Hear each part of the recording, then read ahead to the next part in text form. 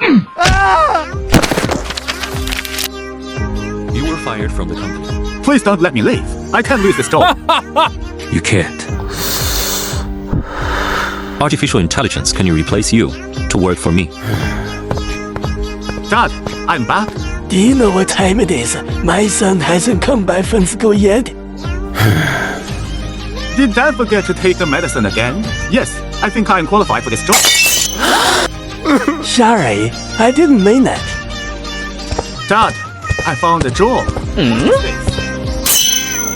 Oh, today is my birthday. With my birthday. Do you like this gift? If so, Dad will give it to you every year. Why are you here?